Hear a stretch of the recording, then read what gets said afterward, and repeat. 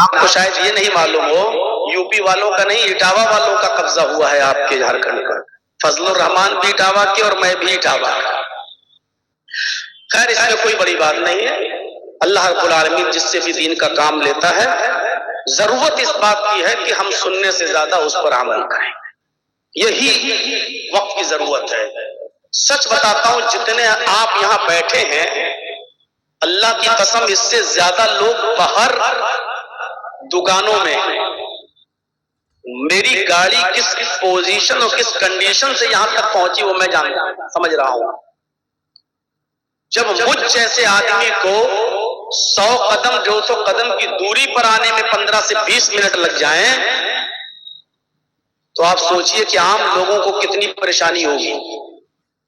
आप जितने यहां मर्द बैठे ना, उससे ज्यादा औरतें बुर्का पहन पहन के बाहर जलेबियां खरीद रही हैं, लिपस्टिक खरीद रही हैं, चूड़ियां खरीद रही हैं। मुझे शायद ऐसा लगता, मैंने आपके यहाँ ईद और बकरीद तो देखी नहीं है, लेकिन मुझे ऐसा लगता है कि ईद के दिन भी ऐसा चहल पहल नहीं होती होगी जैसे जलसे में आज मैं देख रहा हूं। मेरा दिल कह रहा अंदर से, मुझे मालूम नहीं है, शायद इतना चहल पहल ईद के दिन भी ना होती हो मर्दों की औरतों की जितनी आज के दिन में देख रहा हूं। अल्लाह रब्बुल आलमीन इन जलसों से इस्लाह का काम ले, और हमारे इन भाइयों को जो बाजारों में और इन बहनों को जो बाजारों में घूम रहे और घूम रही हैं, अल्लाह रब्बुल आलमीन इनको भी पर्दे के साथ जलसे में आने की, पर्दे के साथ जलसा सुनने की और पर्दे के साथ अपने घर वापस जाने की तौफीक अता फरमाए, और पर्दे को अपनी जिंदगी में नाफिज फरमाने की भी तौफीक अता फरमाए। नबी अकरम सल्लल्लाहु अलैहि वसल्लम इस दुनिया में आए तो आप की पहली नजर मुआशरे ही पर थी, समाज पर ही थी। समाज क्या हुआ यार? अभी तक तो आप कभी हल्ला नहीं कर रहे थे, मैं आया हूं तो शोर करना शुरू कर दिया। दिखाई नहीं दे रहा हूं?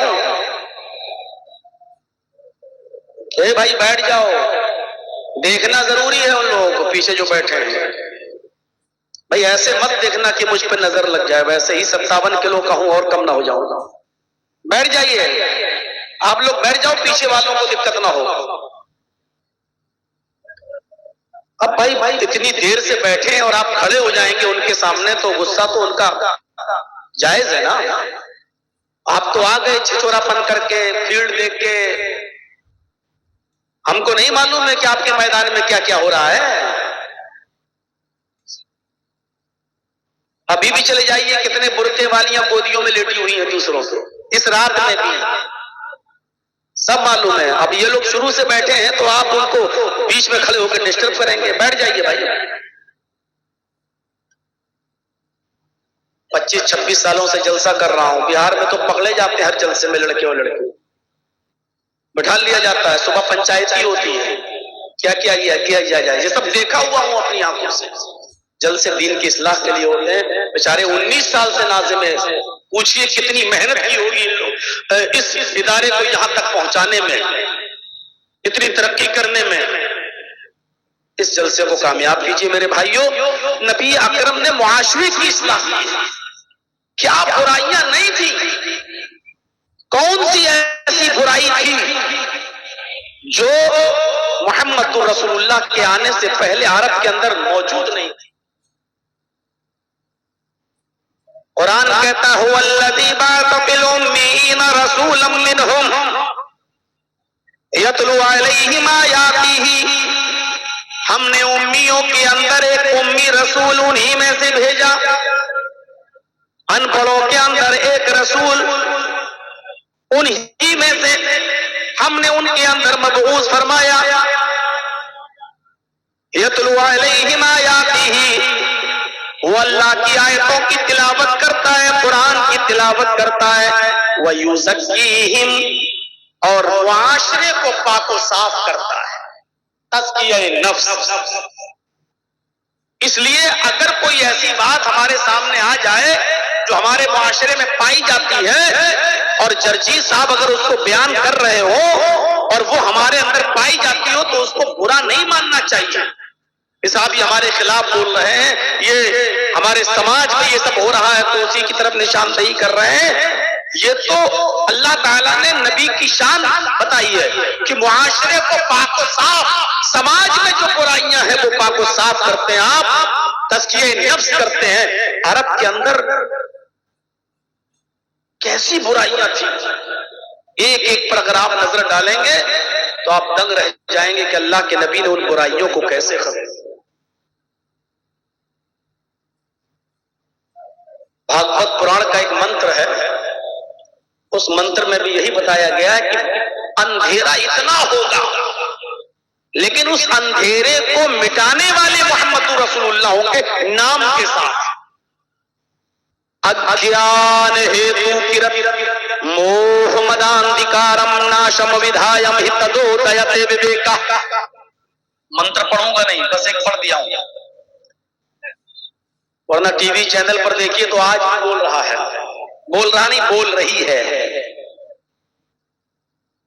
वो उस हड्डी का हक अदा कर रही है जो उसके सामने डाली गई है। और बंगाल का चुनाव जब तक हो नहीं जाएगा, ऐसे कुत्ते और कुतियां भी बहुत भौंकेंगे, पुरानी तकरीरें मेरी ढूंढ ढूंढ कर लाएंगे। वो चाह रहे हैं कि किसी तरीके से बंगाल से ममता हट जाए और फिर वहां हमारे मालिक की हमारी गवर्नमेंट आ जाए। ये बेचारे वो एंकर और एंकरनियां यह हक अदा कर रहे हैं, उस हड्डी का हक अदा कर रहे हैं जो हड्डी उनके सामने डाली गई। मेरे घर से फोन आया, बेटा ये क्या हो रहा है? मेरी अम्मी फोन कर रहे हैं। मैंने कहा अम्मी घबराने की जरूरत नहीं है, कुछ नहीं होगा। ये लोग सिर्फ टीआरपी बढ़ाएंगे और हिंदू मुस्लिम करके माहौल खराब करने की कोशिश करेंगे, और उनको इसके लिए मौलाना जर्जीस से बेहतर कोई और दूसरा मौलवी मिल नहीं रहा है। आज भी दिखा रही है, आज भी एक और भड़काऊ बयान मौलाना जर्जीस का, एक और भड़काऊ बयान। ये सारे बयान ओवैसी साहब रोज चैनल पर देते हैं, लेकिन उनका बयान भड़काऊ नहीं। जर्जीस साहब ने कह दिया तो भड़काऊ बयान हो गया। मेरे भाइयों गौर से सुनिएगा। अज्ञान हेतु किरत मोह मदांधिकारम नाशम। मोहम्मद जब इस धरती पर आएंगे तो अंधेरे को नाश कर देंगे। मोह मदांधिकारम नाशम, यानी मोहम्मद के आने से पहले बहुत अंधेरा होगा, और अंधेरे को नाश करने वाले कौन होंगे, अंधेरे को मिटाने वाले कौन होंगे? मोहम्मदुर रसूलुल्लाह सल्लल्लाहु अलैहि वसल्लम। इसमें कोई शक नहीं। अरब की धरती पर कोई एक बुराई नहीं थी जिसको खत्म किया हो। अरब की धरती पर इतनी बुराइयां थी, इतनी बुराइयां थी कि एक इंसान दूसरे इंसान को खरीद लिया करता था और उसको अपना गुलाम बना लिया करता था। हमने किसी को खरीद लिया, वो मेरा गुलाम हो गया। किसी औरत को या लड़की को खरीद लिया तो वो मेरी लौंडी हो गई। इंसानियत को कुचला जा रहा था। इंसानियत की सूरत हाल ये थी कि इंसान जिसको अल्लाह ने सबसे अफजल मखलूक बनाया, लक़द खलक़नल इंसान फी अहसनी तक़वीम, हमने इंसान को सबसे बेहतरीन ढांचे में पैदा किया है। ये इंसान सबसे अफजल होने के बावजूद पत्थरों के सामने झुकता था, लकड़ियों के सामने झुकता था। दरख्त जिस दरख्त से उसको बरकत नजर आती थी उस दरख्त की पूजा की जाती थी, और जिस पत्थर की मूर्ति बना दी जाती थी देवी देवता, उन पत्थरों को पूजा जाता था। सबसे अफजल मखलूक होने के बावजूद ये इंसान पत्थरों की और लकड़ियों की और दरख्तों की पूजा कर रहा था।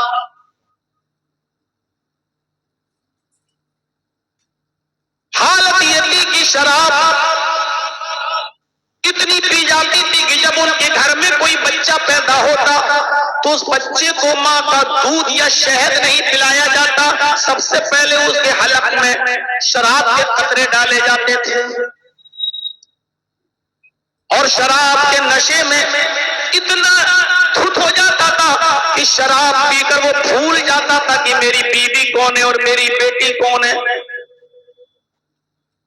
कभी कभी बीवी को छोड़कर वो बेटी ही का हाथ पकड़ लिया करता था। फख्र मबाहात का यह हाल था कि लोग कहते थे कि मैं तुमसे ऊंचा, वो कहता था कि मैं तुमसे ऊंचा, मैं तुमसे अफजल, वो कहता था कि मैं तुमसे अफजल, मेरी कौम सबसे ऊंची, वो कहता था कि मेरी कौम सबसे ऊंची। जुए में लोग रकम हार जाते थे तो मकान लगा देते थे, और मकान हार जाते थे तो बीवी लगा देते थे, और बीवी भी जुए में हार जाते थे तो जवान बेटी जुए में लगा दिया करते थे। औरतों की सूरत हाल ये थी कि उनको कपड़े पहनकर खाने काबा का तवाफ करने की इजाजत नहीं थी, बिल्कुल बरहना और नंगी होकर वो खाने काबा का तवाफ किया करती थी। कपड़े का एक तार भी उनके जिस्म पर नहीं होता था। अगर इन औरतों की जिंदगी में उनका मर्द मर जाए, शौहर मर जाए, तो कोई भी बेवा औरत से शादी करने के लिए तैयार नहीं था। वो इस औरत को मनहूस समझता था और यह अकीदा रखता था कि औरत अपनी जिंदगी में अपने आदमी को निगल गई, अब जो भी इससे शादी करेगा वो फलेगा नहीं, फूलेगा नहीं, ये औरत उसको भी डस जाएगी। शादियों के तरीके इंतहाई गलत और भयानक थे। निकाह करके घर में तो लाता था, लेकिन मिलना ना मिलना उसकी मर्जी होती थी। जो चाहे उसकी बीवी को ले जाए, उसके साथ रहे, खाए पिए और हम मिस्त्री करे। अगर उससे बच्चा ठहर जाए तो ये चाहे तो उसको बुला ले और चाहे तो ना बुलाए। ये शादी के बाद भी बीवी की ये कंडीशन थी।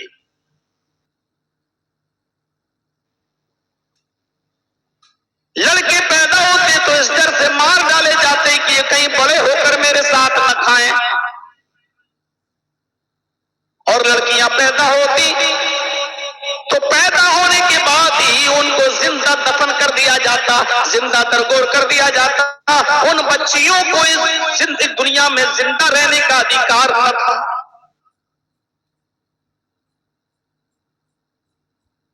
हम और आप सब मिलकर पूरे हिंदुस्तान में सारे मदरसे मिला लो, सारे मौलवियों को जोड़ लो, कई लाख मौलवी, कई हजार मदरसे,